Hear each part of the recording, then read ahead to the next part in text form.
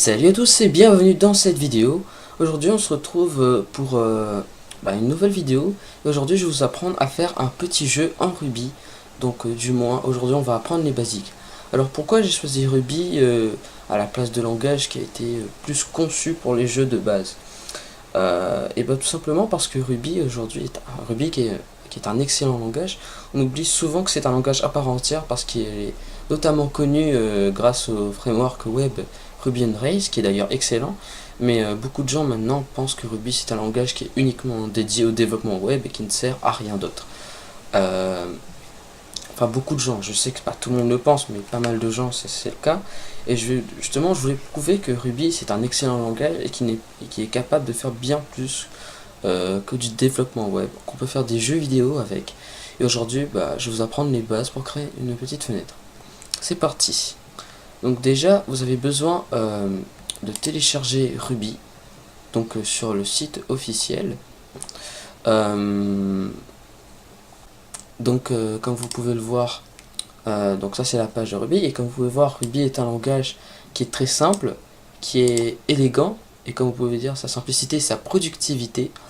Donc qui met l'accent sur la simplicité et la productivité. Donc vous pourrez comprendre que c'est un langage qui permet de développer rapidement et qui permet de faire des programmes robustes. Donc il va falloir télécharger l'interpréteur. Donc vous cliquez sur télécharger Ruby et vous allez choisir une de ces versions. Pour ma part, je vous conseille de télécharger la dernière version.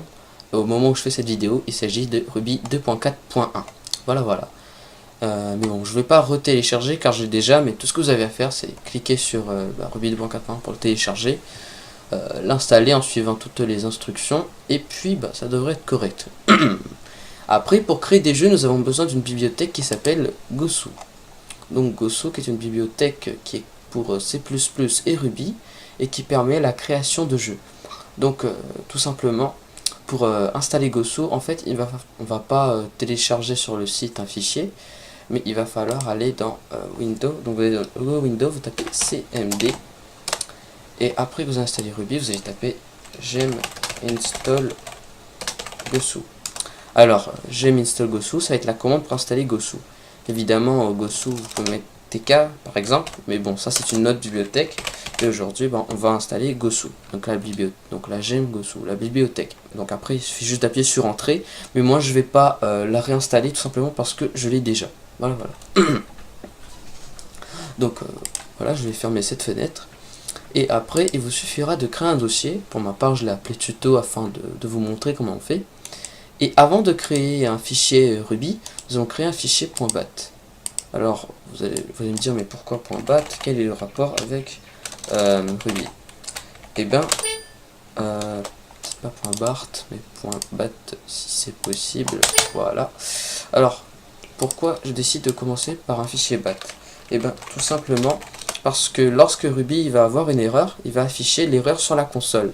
Le problème c'est que aussitôt l'erreur sera affichée, la fenêtre va se fermer et on n'aura pas le temps de voir ce qui se passe.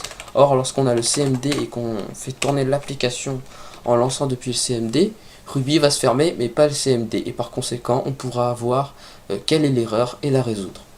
Donc voilà, donc moi j'ai appelé ce fichier cmd.bat. Si je mets @ecof et % comme spec. Alors ça appelle cmd, mais vous pouvez très bien faire start cmd.exe. Enfin, il y a plein de solutions. Pour ma part, j'ai juste mis comme spec. Voilà. Donc si je démarre, on a bien le cmd. Donc maintenant, on va créer un fichier qui va s'appeler, moi je vais l'appeler game, mais vous pouvez l'appeler comme vous voulez. Mais faites attention que l'extension soit bien .rb. Voilà. Donc maintenant je vais prendre mon éditeur de texte, Sublime Text 2, et je vais mettre mon fichier game.rb à l'intérieur. Bon, maintenant nous avons besoin, on va créer une fenêtre. Alors déjà pour commencer, on va taper cette première ligne qui est indispensable, require Gosu. Alors require Gosu, c'est la commande qui va justement permettre de dire à Ruby que voilà, on a besoin de cette bibliothèque là pour faire le jeu, car dans Gosu c'est la bibliothèque qui contient tous les éléments nécessaires pour la création d'une fenêtre, afficher des images, faire le jeu, etc. Donc on va commencer par créer une classe ou un objet et que je vais appeler game. hop, end. Alors, et aussi, on va ajouter ceci.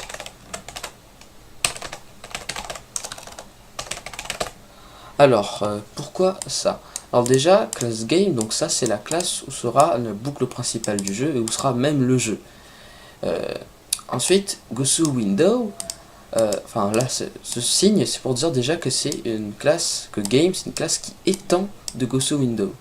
Donc pour ceux qui ne savent pas ce que c'est étendre une classe et tout, j'ai mis un lien dans la description qui va vous ramener un cours qui va vous ramener vers un cours sur Ruby. Et je vous conseille d'apprendre les bases de Ruby, ce sera plus pratique après pour comprendre.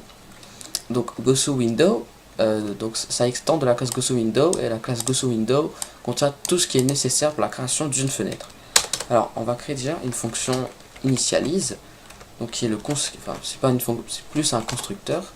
Donc, end dans initialize, on peut créer une fenêtre de la sorte super 640 par 480. Donc là, super, c'est pour qu'on appelle certains attributs, certaines variables de la classe supérieure, donc qui est GoSoWindow. Et 640 par 480, c'est la résolution. Donc width, donc ça c'est la longueur, et ça c'est la largeur. Mais personnellement, je vais pas faire comme ça. Pourquoi? Parce que si après on a besoin de savoir le width et le height, à chaque fois dans tout le code, on aura besoin à redéfinir partout que width égale 640, height égale 480. Vous comprenez, c'est pas très pratique. Alors, ce qu'on va faire, c'est que on va créer une variable constante. Donc il faut savoir que les constantes, ça commence toujours par des majuscules. Hop, height. Donc dans width, je mets 640 et height, je mets 480. Donc ce que l'on va faire, c'est qu'on maintenant aussi on va mettre voilà width et height. Et alors pourquoi j'ai mis un arrobase plutôt de tout simplement width? Et bien tout simplement pour que ces deux variables soient accessibles partout dans le programme. Et ensuite, ce qu'on va faire, c'est qu'on va définir le titre de notre fenêtre. Donc on va taper self, donc qui désigne l'objet qu'on est en train d'utiliser, point caption est égal à, donc j'ouvre les guillemets et je tape par exemple comme titre tuto jeu Ruby avec Gosu. Voilà. Et ce code va indiquer au programme que voilà, on veut créer une fenêtre, qu'on veut créer une fenêtre et afficher comme titre ceci. Maintenant, on va créer une fonction qui s'appelle update. Donc, c'est une fonction qui est également indispensable. Alors, à quoi va servir update? Et sera là-dedans qu'il y aura la logique du jeu. Donc, je vais mettre un commentaire en mettant game logic.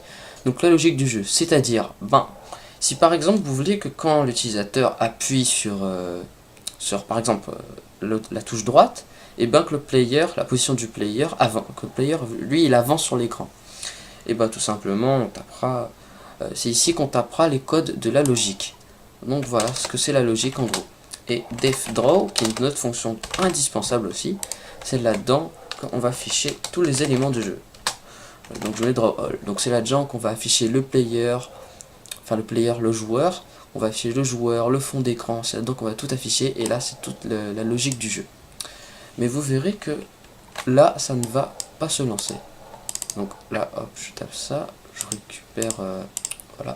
Donc là si je tape game.rb, vous pouvez le constater, il ne s'est strictement rien passé. Pourquoi? Parce que tout simplement j'ai défini un objet game, mais j'ai pas dit au programme tiens je veux utiliser cet objet game. Alors ce qu'on va faire, on va créer une instance de la classe game, donc game égale game.new, et donc vous verrez que ça va toujours pas marcher.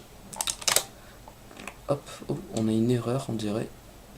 Attends, ceux qui path initialiseront number of argument. Ah oui, c'est parce que ici j'ai écrit ini, voilà, j'ai oublié, excusez-moi, hop, cls, voilà.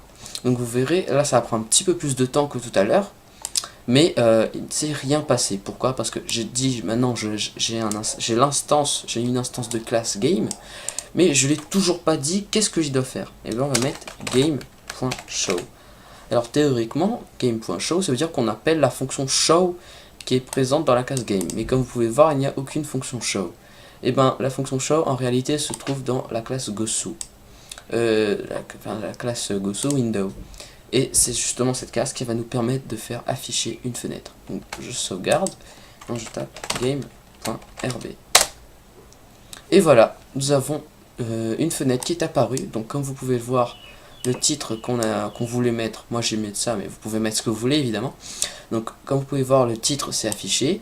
On a une fenêtre qui est bien 640 par 480. Et on peut très bien fermer la fenêtre.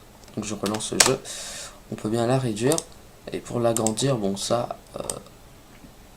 on peut pas l'agrandir pour le moment, mais bon ça il me semble qu'on peut le faire. Mais il faut ajouter des fonctionnalités. Donc voilà, on a réussi à créer notre première fenêtre. Et maintenant, si vous souhaitez la personnaliser, on pourrait très bien changer le width et le height. Par exemple, 1280 par 720. Hop. Donc là, si on lance, on a une fenêtre qui est beaucoup plus grande. Donc qui nous permettra de faire rentrer plus de choses. Ensuite, on pourrait très bien changer le titre par coucou,